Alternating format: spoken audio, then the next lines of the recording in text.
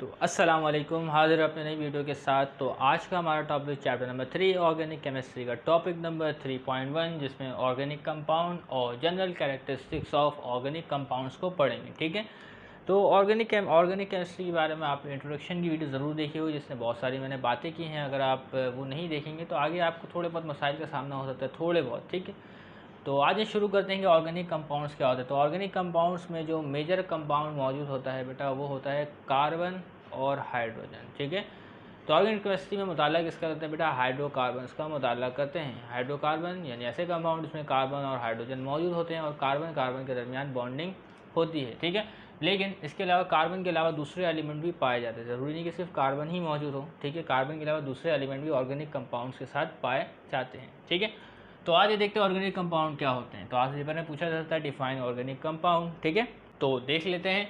Organic compound are those that include one or more carbon atom. ठीक है, organic compound कैसे हो? जिसमें एक या एक से ज़ायद कार्बन एटम हो।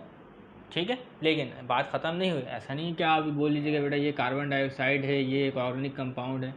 तो कार्बन डाइऑक्साइड ऑर्गेनिक कंपाउंड नहीं है।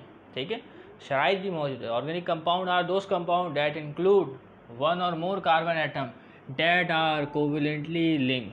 तो वो लिंक कैसे होगा बेटा? आपस में जो कार्बन लिंक होगा या किसी और के साथ जो लिंक होगा, वो लिंक होगा कोवेलेंटली। तो कोवेलेंट बॉन्ड का नाम आपने सुना होगा ना क्लास 9 में, केमिकल बॉन्डिंग में। तो कोवेलेंट बॉन्ड किस तरीके से बनता था बेटा? शेयरिंग की वजह से बनता था, म्यूचुअल शेयरिंग की वजह से बनता था एटमों के दरमियान। ठीक है, तो क्या कौन सा बॉन्ड मौजूद है बेटा? किस तरीके से कार्बन आपस में लिंक होता है या किसी और एलिमेंट के साथ लिंक होता है? कोवेलेंटली लिंक होता है। आयनिक बॉन्ड नहीं, कोवेलेंटली, जिसमें इलेक्ट्रॉन की बाहिमी शेयरिंग होती है। ठीक है, बराबरी की बुनियाद पर। तो covalently link to the atom of other elements such as hydrogen, oxygen, nitrogen. तो कार्बन किसके साथ भी लिंक हो सकता है? कार्बन आपस में भी लिंक हो सकता है कोवेलेंटली, या तो किसी दूसरे एलिमेंट्स के साथ या एटम के साथ जिसमें हाइड्रोजन, ऑक्सीजन, नाइट्रोजन और इसके अलावा भी दीगर एटम्स एलिमेंट्स मौजूद होते हैं। ठीक है, तो आप इधर देख सकते हैं बेटा, ये क्या है? CH4।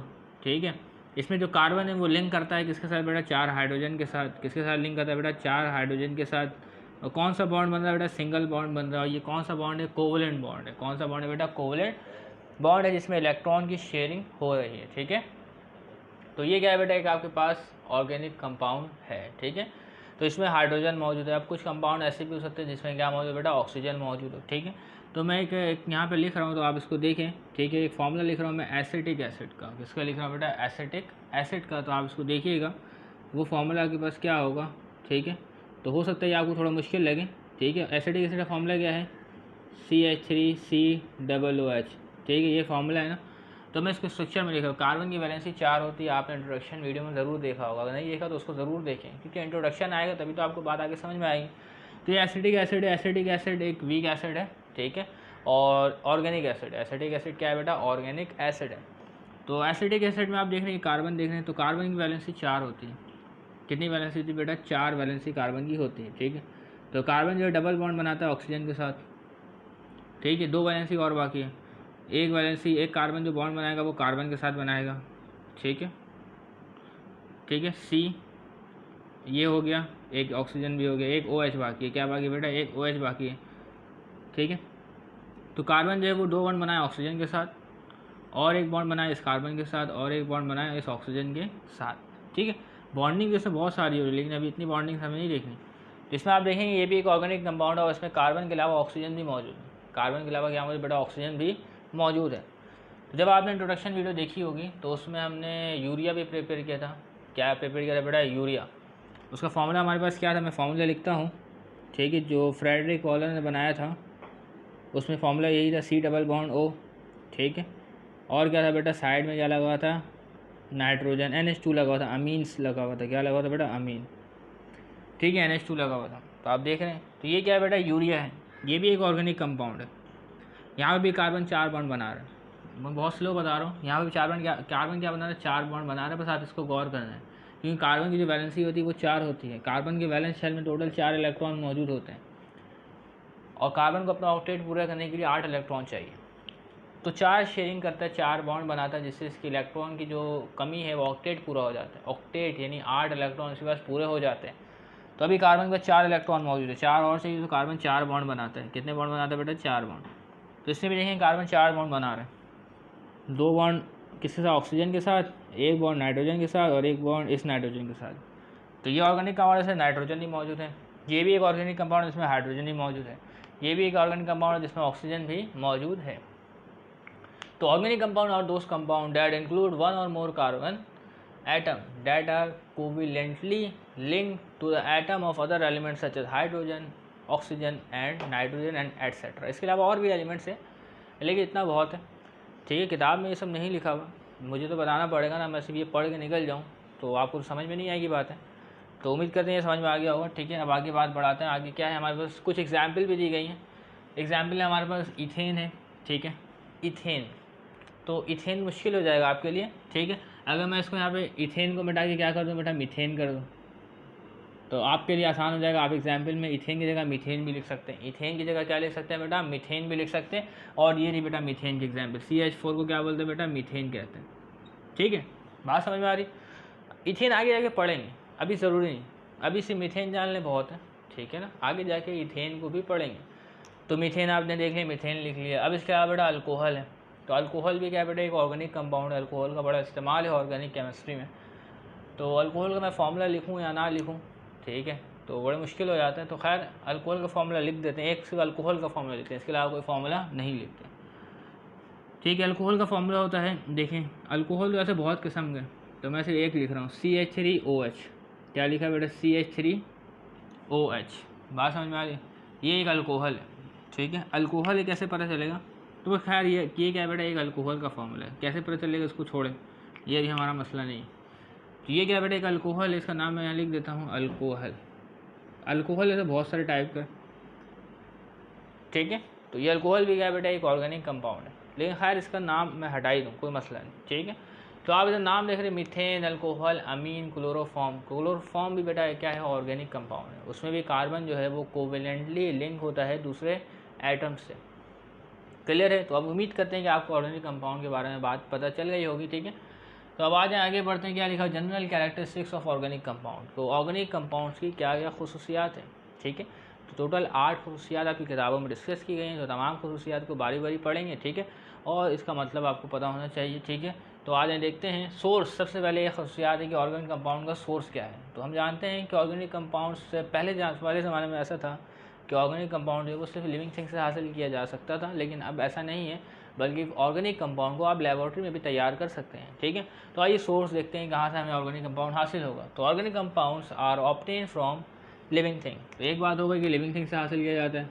ठीक है, लिविंग थिंग में एनिमल भी होगा, प्लांट भी होगा, और इसके अलावा मिनरल से भी हासिल किया जा सकता है, मदनियात से। ठीक है, मिनरल्स मदनियात से भी हासिल किया जा सकता है, तो इससे कोई मसला नहीं है। ठीक है, तो ये बातें हो गई, तो सोर्स पता चलिए हमें ऑर्गेनिक कंपाउंड का। अब जो है हमारे पास वो है कंपोजिशन। ये तो बहुत मामूली सी बात थी, कंपोजिशन को देख लेते हैं कि ऑर्गेनिक कंपाउंड की कंपोजिशन में क्या क्या शामिल होता है। तो ऑर्गेनिक कंपाउंड में जो मेन की एलिमेंट है, की एलिमेंट कौन सा एलिमेंट बेटा, की एलिमेंट है वो है कार्बन। कार्बन के बिना ऑर्गेनिक कंपाउंड कहाँ रहेगा कोई ऑर्गेनिक कंपाउंड। ठीक है ना, तो carbon is the key element in all organic compound. Carbon है तो ऑर्गेनिक कंपाउंड है, कार्बन नहीं तो कोई कंपाउंड ऑर्गेनिक नहीं होगा। ठीक है, तो carbon is the key element in all organic compound. After carbon, अब कार्बन के बाद, ठीक है, after carbon most frequently use element is hydrogen. पढ़ा है, जानते हैं इंट्रोडक्शन में, अगर आपने इंट्रोडक्शन वीडियो देखी है तो कार्बन के बाद जो मोस्ट फ्रिक्वेंटली यूज एलिमेंट है वो है हाइड्रोजन, और उसके बाद बेटा ऑक्सीजन भी हो सकता है, नाइट्रोजन भी हो सकता है, और सल्फर भी मौजूद हो सकता है कार्बन के साथ। ठीक है, तो कार्बन और हाइड्रोजन का मुताल्ला करते हैं, हाइड्रोकार्बन की स्टडी करते हैं ऑर्गेनिक कंपाउंड में। ऑर्गेनिक कंपाउंड में also contain halogen, oxygen. Halogen ये क्या है, हैलोजन जो ग्रुप 7A के एलिमेंट्स होते हैं उनको क्या कहते हैं बेटा, हैलोजन कहते हैं। आपने इसको पढ़ा होगा प्रॉपर्टीज़ में, ग्रुप 7A के।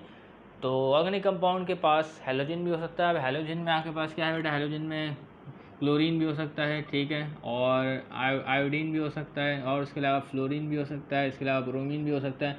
तो हैलोजन के लिखने का मतलब है कि तमाम चीज़ें इसमें क्या हो गई बेटा, कवर हो गई। ठीक है, बात समझ में आ रही है आपको।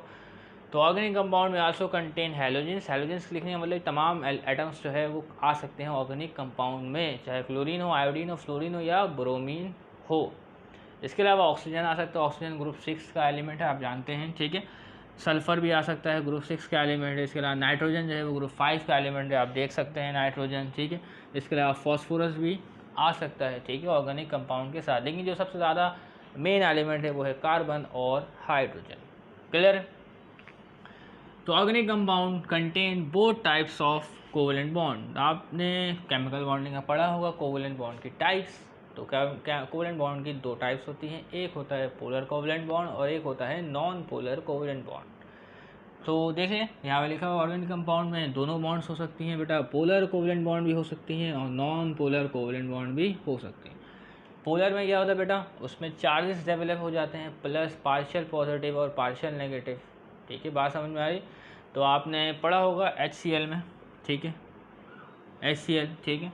तो HCl में क्या आपने देखा होगा कि पार्शियल पॉजिटिव और Cl के पास पार्शियल नेगेटिव डेवलप हो जाता था। तो ये क्या कहलाता था बेटा, आपके पास पोलर कहलाता था। क्या कहलाता था बेटा, पोलर कोवेलेंट बॉन्ड। ठीक है ना, बात समझ में आ रही है आपको? तो इसी तरीके से जो आपके पास ऑर्गेनिक कंपाउंड है उसमें पोलर कोवेलेंट भी पाए जाते हैं और नॉन पोलर कोवेलेंट बॉन्ड भी ऑर्गेनिक कंपाउंड्स के दरमियान पाए जाते हैं। लेकिन अभी हम उस कंपाउंड का नाम नहीं लिखेंगे, कौन से पोलर ऑर्गेनिक कंपाउंड है और कौन से ऑर्गेनिक कंपाउंड नॉन पोलर है, अभी ये बात जानना ज़रूरी नहीं है। बस इतना जान लेना है कि जो ऑर्गेनिक कंपाउंड की जो कंपोजिशन है, जो मेन एलिमेंट्स है वो है कार्बन, हाइड्रोजन और उसके बाद नाइट्रोजन, हैलोजन, ऑक्सीजन और फॉस्फोरस मौजूद है, सल्फर भी है। ठीक है, ऑर्गेनिक कंपाउंड दोनों किस्म के बॉन्ड पाए जाते हैं, पोलर भी और नॉन पोलर भी। तीसरा है सॉल्युबिलिटी, हल पजीरी। तो ऑर्गेनिक कंपाउंड की सॉल्युबिलिटी क्या है, हल पजीरी क्या है? ठीक है, तो कोई भी चीज़ किस में हल होती है बेटा, सॉल्वेंट में हल होती है। आप जानते हैं कि वाटर क्या है बेटा, एक यूनिवर्सल सॉल्वेंट है, वो दुनिया में बहुत सारी सल्यूट को अपने अंदर हल करने की सलाहियत रखता है, तभी वाटर को क्या कहते हैं बेटा, एक यूनिवर्सल सॉल्वेंट कहते हैं। तो लिखा हुआ है according to the like dissolve like rules. Chapter solubility में सोल्यूशन में आपने पढ़ा होगा लाइक डिसॉल्व लाइक रूल, कि एक जैसी चीज़ें एक जैसी चीज़ों में हल होती हैं। ठीक है ना, ऑर्गेनिक कंपाउंड्स ऑर्गेनिक सॉल्वेंट में हल होगा। ठीक है, तो आगे देखते हैं। तो according to like dissolve like, organic compound are insoluble in water. तो यहाँ पे लिखा हुआ है कि ऑर्गेनिक कंपाउंड क्या है बेटा, इनसॉल्युबल इन वाटर है। लेकिन ऐसा नहीं है कि ऑर्गेनिक कंपाउंड वाटर में भी सॉल्युबल हो जाता है। ठीक है, लेकिन यहाँ लिखा हुआ है, ठीक है, मैंने भी कभी ऑर्गेनिक कंपाउंड्स को हल करने की कोशिश की है पानी में, तो वो हल हो जाता है। ठीक है, जो हल नहीं होगा तो उसके लिए कि कोई और सा सॉल्वेंट इस्तेमाल करेंगे। ठीक है ना, तो वाटर में भी हल हो जाता है काफ़ी हद तक। तो इधर लिखा हुआ है, तो अभी इसको मान लेते हैं आपकी किताब के मुताबिक। तो organic compound are insoluble in water लिखा हुआ है, लेकिन but soluble in organic solvent. Water में हल नहीं होता, लेकिन हल होता है ऑर्गेनिक सॉल्वेंट में। लेकिन बेटा पानी में भी हल हो जाता है। और जब पानी में हल नहीं होता तो फिर उसके बाद ऑर्गेनिक सॉल्वेंट की तरफ रुख करते हैं। और ऑर्गेनिक सॉल्वेंट ज़्यादातर टॉक्सिक होते हैं, ठीक है, कार्सिनोजेनिक होते हैं, जो कैंसर कॉज कर सकते हैं। ठीक है, तो किसमें डिजॉल्व होते हैं, are insoluble in water but soluble in organic solvent. ठीक है, बिल्कुल लाइक डिजॉल्व लाइक का रूल ऐसा लिखा हुआ है। ठीक है, तो अब देख लें यहाँ से शुरू हो रहा है। तो लिखा हुआ है कि नॉन पोलर ऑर्गेनिक कंपाउंड। अभी आपको बताया कि ऑर्गेनिक कंपाउंड के दरमियान दो बॉन्ड्स पाई जा सकती हैं, एक पोलर कोवेलेंट बॉन्ड और एक नॉन पोलर कोवेलेंट बॉन्ड। तो अब नॉन पोलर बॉन्ड जिसके दरमियान में पाया जाएगा उसको क्या बोलेंगे बेटा, नॉन पोलर ऑर्गेनिक कंपाउंड बोलेंगे। Non polar organic compound are soluble in benzene, carbon disulphide, ether. तो नॉन पोलर जो ऑर्गेनिक कंपाउंड होंगे जिनमें कोई पोल नहीं होगा, प्लस पार्शियल पॉजिटिव और पार्शियल नेगेटिव वाला पोल नहीं होगा, वो हल होगा किसमें बेटा, बेंजीन, कार्बन डाइसल्फाइड में। ठीक है, बेंजीन का नाम आपने सुना हो, क्या पता, अगर नहीं सुना तो कोई मसला नहीं। तो बेंजीन भी क्या बेटा, एक ऑर्गेनिक सॉल्वेंट है। ठीक है, लेकिन क्या है बेटा, बेंजीन नॉन पोलर है और कार्बन डाइसल्फाइड भी नॉन पोलर है। ठीक है, तो क्या है बेटा, non polar organic compound non polar में ही हल होगा। ठीक है, क्लियर है? इसके अलावा एंड पोलर ऑर्गेनिक कंपाउंड, कौन से कंपाउंड बेटा, पोलर ऑर्गेनिक कंपाउंड। अब पोलर ऑर्गेनिक कंपाउंड कौन होंगे बेटा, जिसके पास चार्जेस मौजूद होंगे, partial positive and partial negative.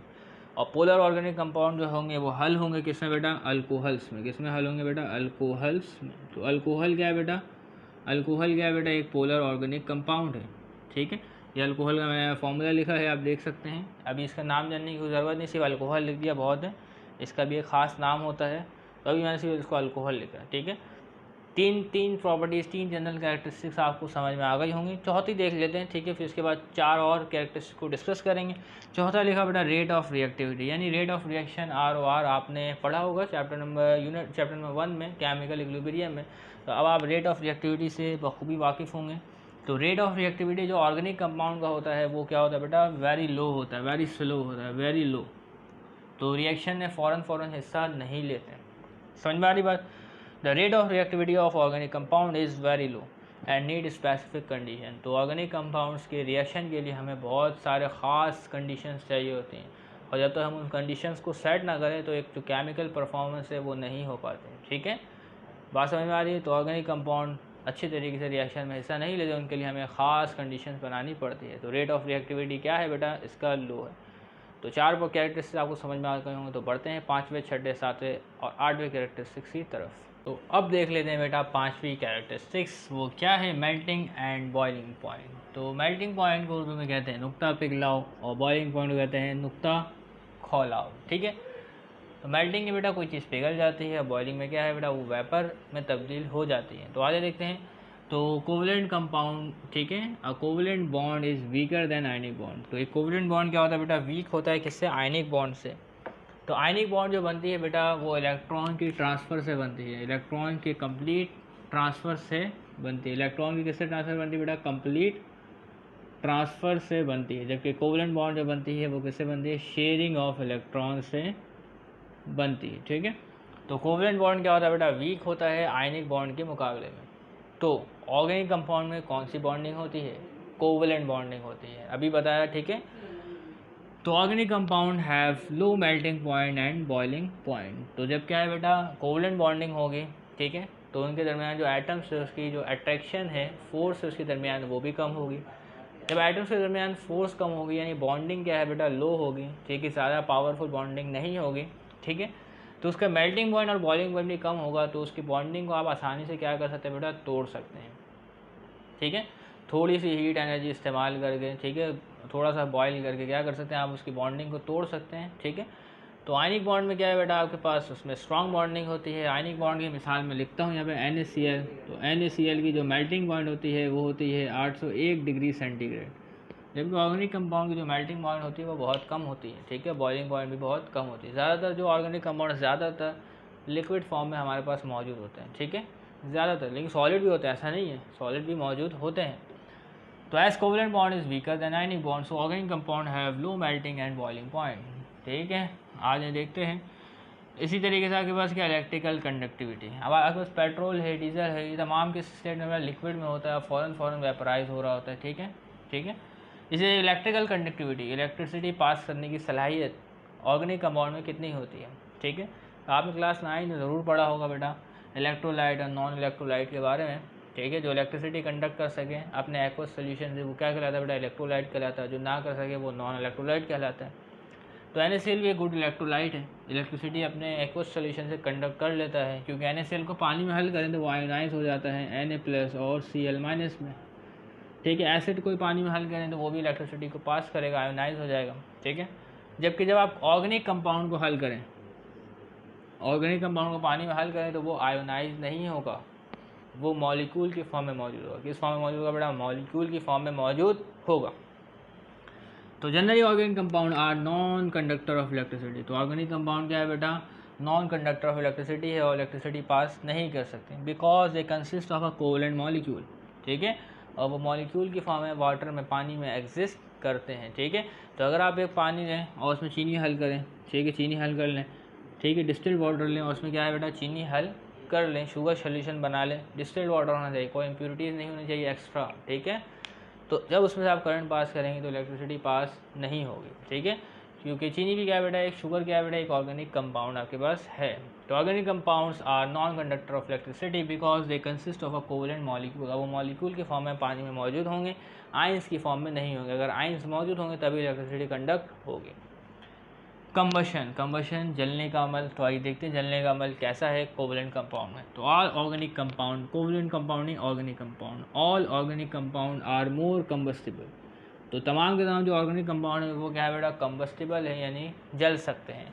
And burn in air due to high percentage of carbon. तो ऑर्गेनिक कंपाउंड में कार्बन की परसेंटेज बहुत ज़्यादा हाई होती है, इस वजह से वो आसानी से जल जाते हैं। और इसका जो एक मेन प्रोडक्ट होता है, ठीक है, कॉमन प्रोडक्ट होता है, वो होता है carbon dioxide. The common product produce in all cases is carbon dioxide. तो यहाँ एक रिएक्शन लिखता हूँ मैं, ठीक है, एक रिएक्शन लिखता हूँ, देखें ज़रा। CH4 को आप अगर बंद करें, ठीक है, ऑक्सीजन की मौजूदगी में कोई भी कंपाउंड जो है वो बर्न होता है, तो इसके नतीजे आपके पास क्या बनेगा बेटा, कार्बन डाइऑक्साइड बनेगा। ठीक है, और क्या बनेगा बेटा, आपके पास स्टीम बनेगा और इसके अलावा हीट एनर्जी रिलीज़ होगी। ठीक है, तो इक्वेशन को आप बैलेंस कर सकते हैं, लेकिन अभी इक्वेशन को मैं बैलेंस नहीं कर रहा, लेकिन यहाँ पे क्या बना बेटा, कार्बन डाइऑक्साइड बना है। इसके अलावा आप कुछ भी बर्न करें तो उसमें नतीजे में कार्बन डाइऑक्साइड हर हाल में बनेगी। ये इक्वेशन कॉमन है, अक्सर वैसे मैं इक्वेशन लिखता रहता हूँ, तभी मैंने इस इक्वेशन को आपके लिए लिखा है ताकि आप इस इक्वेशन की जो असल रूट तक है वहाँ तक पहुँच सकें। ठीक है, तो अगर ऑर्गेनिक कंपाउंड बर्न करते हैं तो उसमें कार्बन की परसेंटेज ज़्यादा होती है, तो जो कॉमन प्रोडक्ट होता है वो होता है कार्बन डाइऑक्साइड। ठीक है, अगर कार्बन को भी आप बर्न करते हैं, ठीक है, तो उसके नतीजे में भी आपके पास क्या रिलीज होने वाला है, कार्बन डाइऑक्साइड और प्लस हीट एनर्जी। क्लियर है। अब आता है स्टेबिलिटी। तो स्टेबिलिटी कितनी होती है ऑर्गेनिक कंपाउंड को देख लेते हैं। तो ऑर्गेनिक कंपाउंड जो होता है वो लेस स्टेबल होता है ऑन हाई टेम्परेचर। तो ऑर्गेनिक कंपाउंड क्या बेटा, लेस स्टेबल है। ठीक है, as compare to inorganic compound. तो इनऑर्गेनिक कंपाउंड बेटा स्टेबल होते हैं हाई टेम्परेचर पे भी, लेकिन जो ऑर्गेनिक कंपाउंड है वो लेस स्टेबल है हाई टेम्परेचर पे। ठीक है, तो आप पेट्रोल वगैरह के करीब, ठीक है, आप क्या लेकर आएँ, माचिस फ्लेम लेकर आएँ, फ़ौरन क्या बेटा आग पकड़ लेते, शोला पकड़ ले, फ्लेमेबल होता है, हाईली फ्लेमेबल होते हैं। ठीक है, तो क्या है बेटा, तो स्टेबल नहीं होते, क्या है, और हाई टेम्परेचर वो क्या होता है बेटा, लेस स्टेबल होता है, फ़ौरन क्या है बेटा, वो आग पकड़ लेते हैं। तो इस तरीके से मामलात हैं। तो उम्मीद करते हैं तमाम बातें आपको क्लियर हो गई होंगी। तो उम्मीद करते हैं तमाम बातें आपको क्लियर हो गई होंगी। तो मिलते हैं नेक्स्ट वीडियो में, तब तक के लिए इजाज़त दीजिएगा, चैनल को सब्सक्राइब कीजिएगा। अल्लाह हाफ़िज़।